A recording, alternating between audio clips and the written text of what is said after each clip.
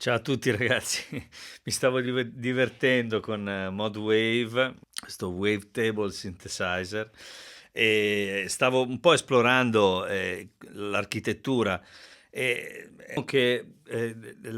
faccio una premessa.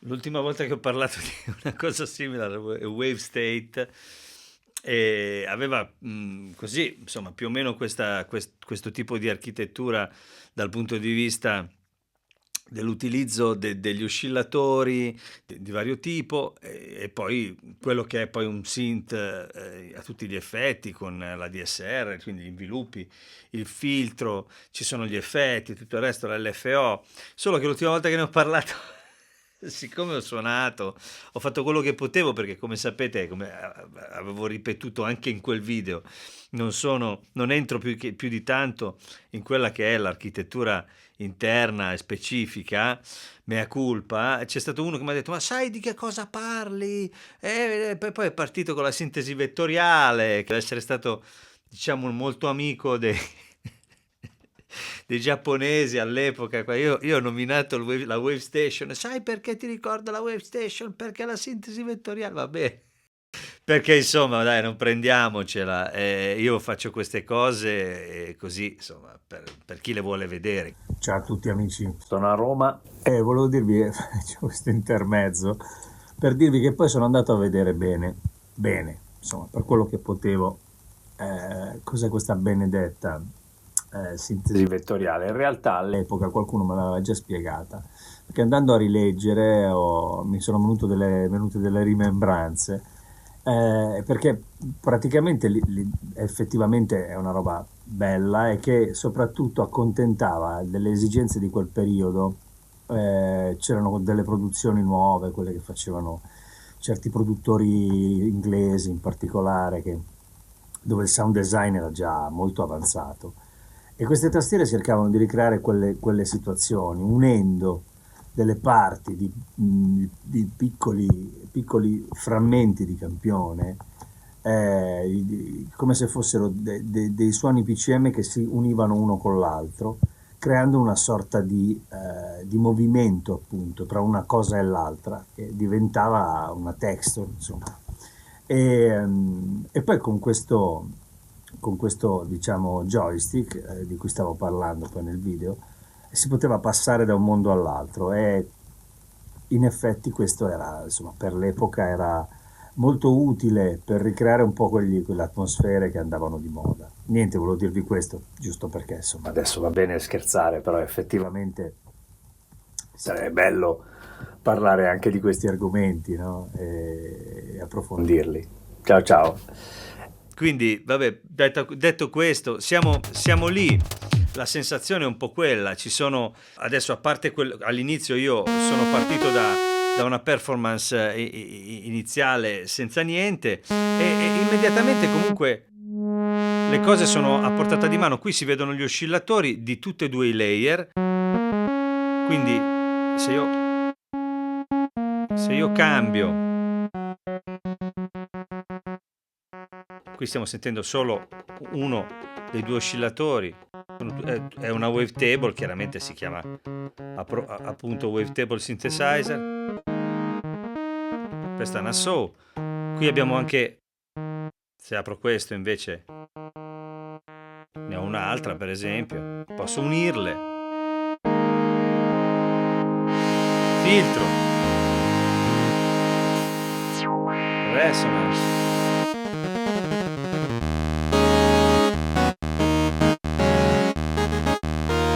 Adesso non so se c'entri anche qui la sintesi vettoriale o meno, fatto sta che c'è sto affare qua che faccio così. Ricordava alcuni synth dell'epoca, ma ho due layer, quindi se dall'altra parte unisco un altro layer abilitandolo, chiaramente comincio ad avere un po' di sostanza e posso scegliere anche qui,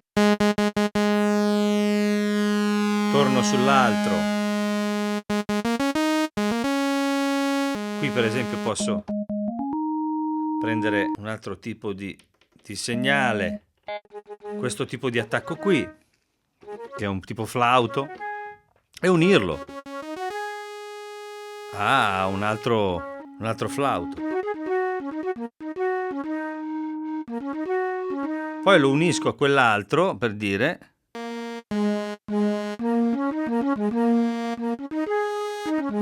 e faccio arrivare dopo. Poi posso mettere un delay, ci sono gli effetti, allora vado sul delay.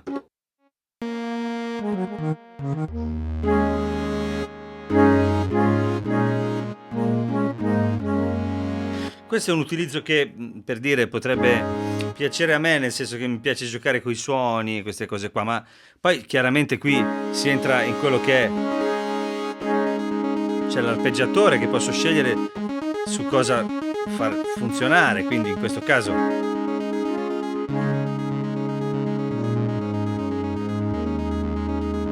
molto bello, tra l'altro, e l'effetto che fa.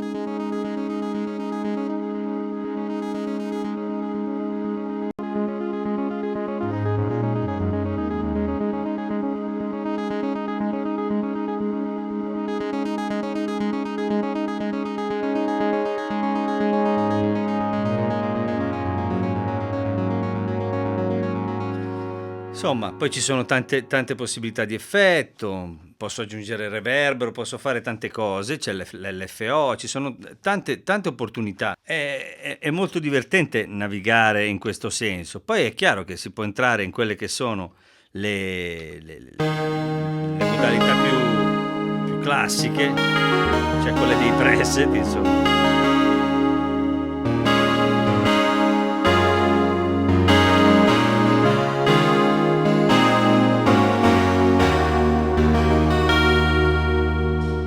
Voglio dire, tornando al discorso di prima,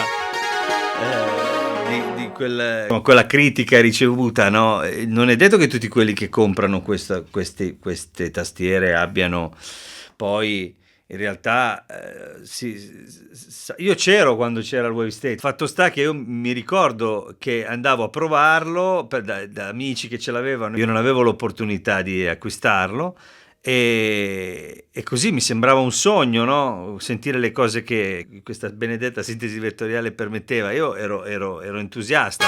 Ero entusiasta e basta. Probabilmente se ce l'avessi avuto tra le mani avrei fatto qualcosa senza conoscerne poi alla fine così bene l'architettura. Un po' come si fa con tanti sintetizzatori quando si acquistano e ci si gioca, insomma, perché la musica è anche questo, non è solamente conoscenza. Sono tante le cose da conoscere, no? Più o meno, quindi voglio dire, uno può anche, che ne so, essere un pianista, per dirti, classico, che prende, si compra un sintetizzatore e magari ci si diverte, senza sapere niente di quello che c'è dentro, come si chiamano gli oscillatori, che cosa sono, se sono digitali, se sono se sono VCO, se sono DCO e tutto il resto, e qual è l'architettura del sintetizzatore. Quindi questo per dire che io di solito vi faccio sentire i suoni.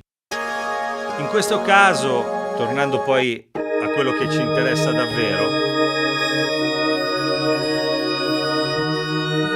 quello che posso dire è che c'è un suono di base suo che, come mi è successo nell'altro caso, siccome il volume che mi arriva generale di questo strumento non è profondo, forte, non è diretto, cioè non ha quella sensazione immediata di profondità, si può magari rimanere un po' così, non colpiti dal suono. Il discorso però è che le possibilità sono talmente tante che poi, entrando nel dettaglio, a questo prezzo siamo sulle 6,50, tutte queste possibilità sono veramente tante, perché poi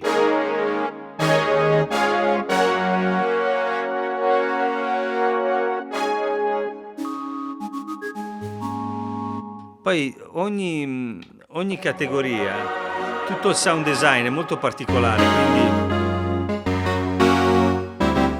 quindi richiama l'attenzione anche, richiama un po' di creatività, chiede un po' di creatività, diciamo.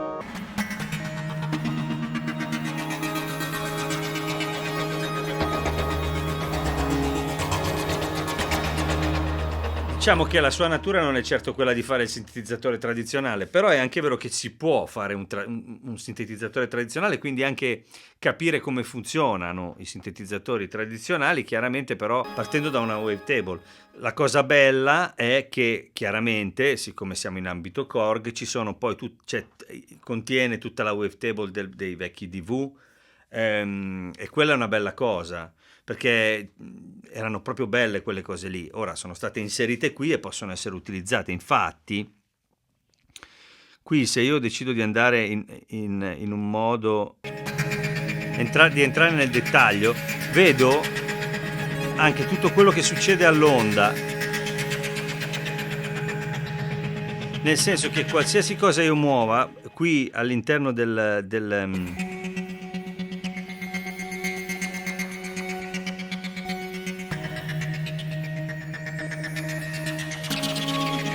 display, io vedo cosa succede. E questo è molto interessante, perché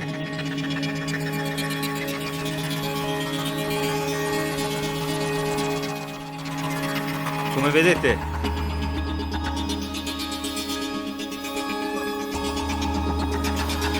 succedono miliardi di cose, quindi da questo punto di vista è davvero molto divertente. È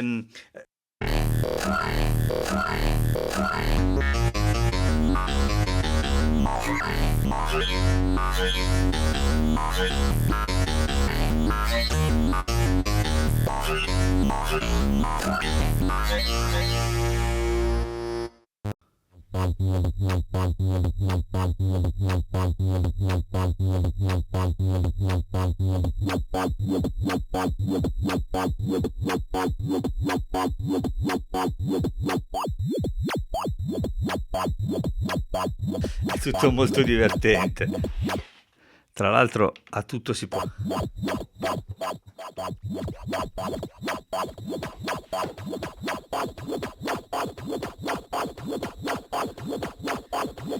Tutto diventa immediatamente ritmico, è interessante, è anche molto creativa, nel senso che fa venire in mente delle idee.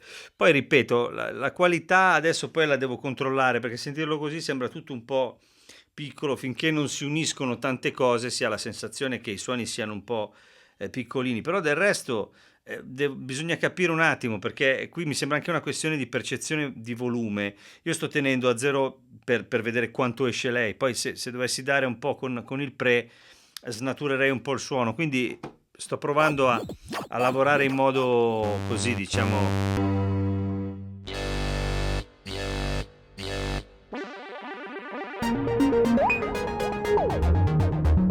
Senti che bello.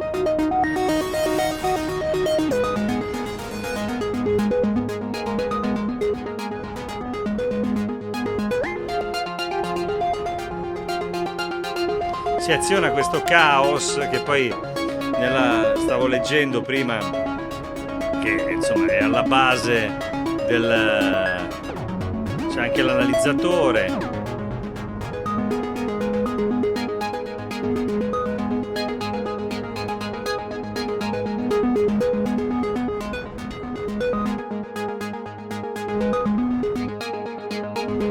Vengono prese in causa un po' come succedeva anche la risposta a Yamaha, quella cosa. Qui vediamo anche che cosa sta succedendo nel suono e come viene utilizzato, come si muovono le cose una volta spostate, come tornano poi lentamente al centro.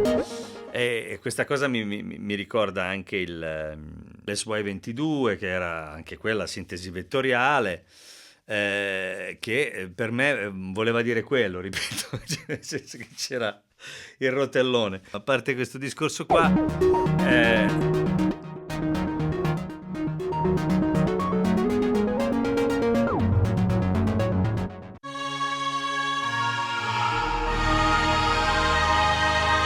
hanno ripreso in mano questo tipo di cose.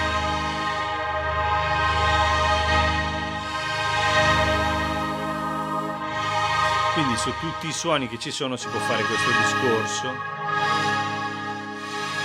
e entrare in questi mondi.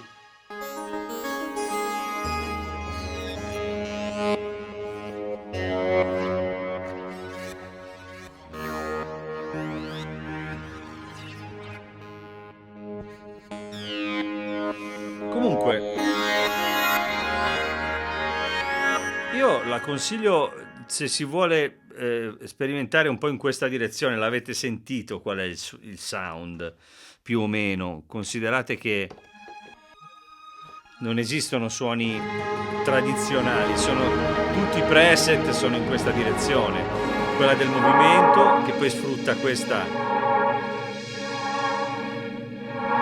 cosa qui che è fondamentale per il tipo proprio di architettura dello strumento e di natura dello strumento.